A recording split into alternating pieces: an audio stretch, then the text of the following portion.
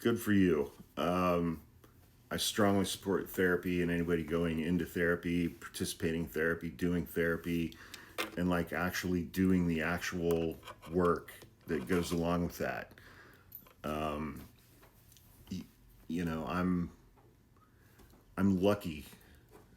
I'm lucky enough to be able to do in-person therapy once a week with a trauma specialist. And I couldn't go in person. Well, I didn't go in person today because I was getting sick, and I didn't want to expose her to whatever this thing is. But and it was interesting because it's like a lot of the trauma related things that we do. You need to be in person for that, and but it's also been a bit of a year. I mean, I've been doing that for a little over a year. It's probably the third time that I've like really kind of thrown myself into therapy in my life. And we ended up having just this really intense discussion about, ideas of, I mean, we do parts work, where you deal with like the different parts of you. Um, One of the things that I've struggled with a huge amount over the course of my adult life is the dominance of like my inner 15-year-old who is angry. I mean, he is very, very angry, and very rebellious and very kind of self destructive and very burn it all down kind of thing. And, you know, but then I have kind of an older protector part that has his hands full with that one. And, but that inner 15-year-old is part of me and needs to be honored and heard and included and validated to some extent. And, you know,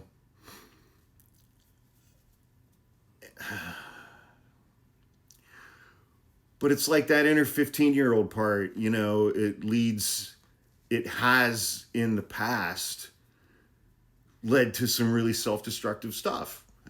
And, one of the things that I said to my therapist today is like, you know, I mean, I've jokingly described my brother and I mean, we're very different in a lot of ways. And I've described myself as the gas pedal and him as the brakes. And the gas pedal is that inner 15-year-old. And,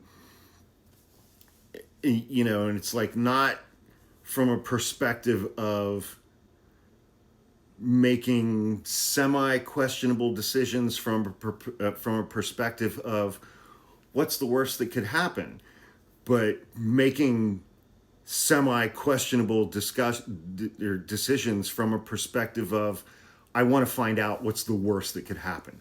I want to see it. I want to see what the worst thing that could happen actually is, and then see if we can survive that. It may kill us. It may not. But I want to see what it is. And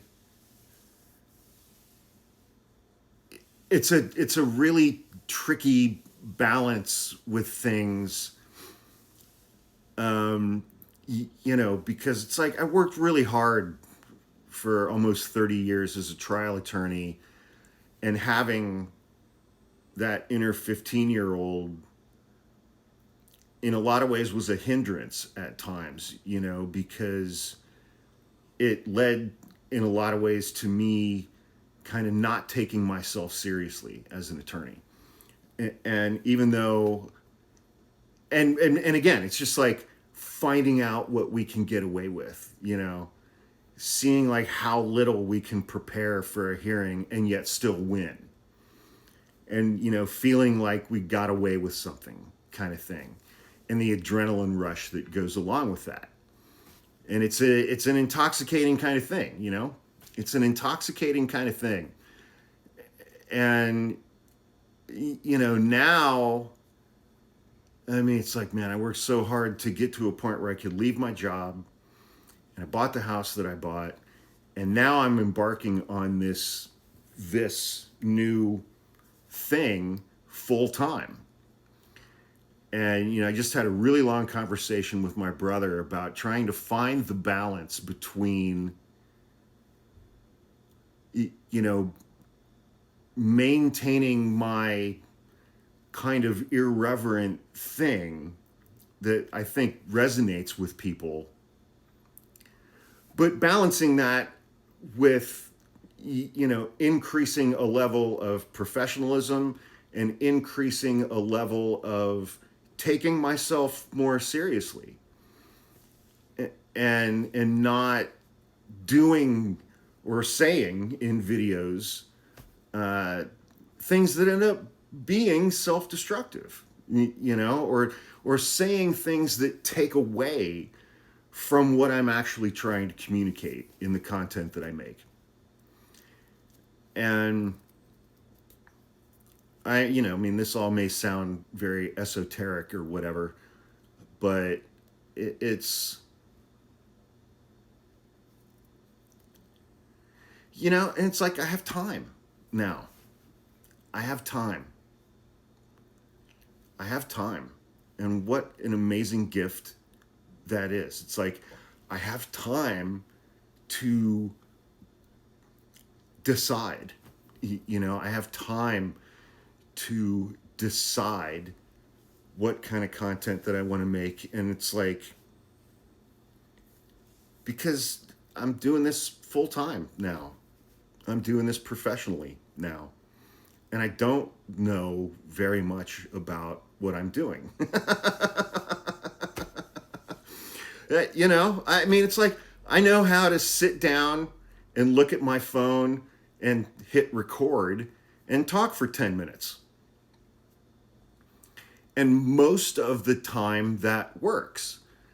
But I mean, there really, really, really are moments where it's like I blurt something out, and half the time, I may not even realize it, but it will be something that is, wildly unprofessional, that does not add to the message that I'm trying to get across in a certain video, and that ends up really taking away from that. And I've been trying to look at that and trying to figure out why I do that sometimes, and why I still have that kind of, and it might not be the best or correct way to describe it, but that kind of self-sabotage kind of thing.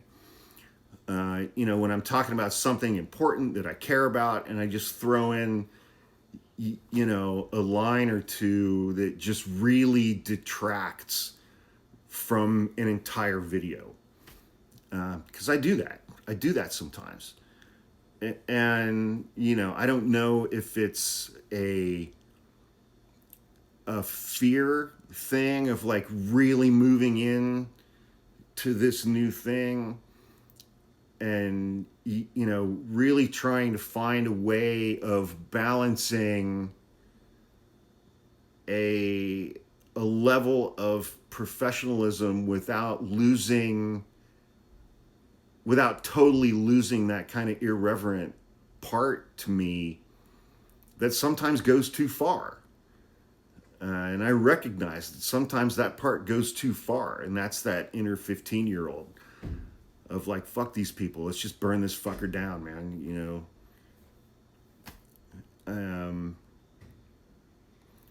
It's a tricky thing, man, because it's like these patterns and habits and parts have been so ingrained for so many decades.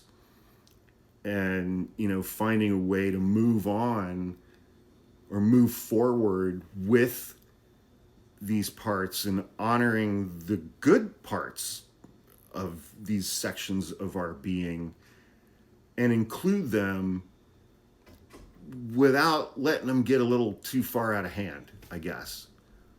Yeah, it's a tricky thing. It's like this is all the stuff I've been thinking about for the last month or two,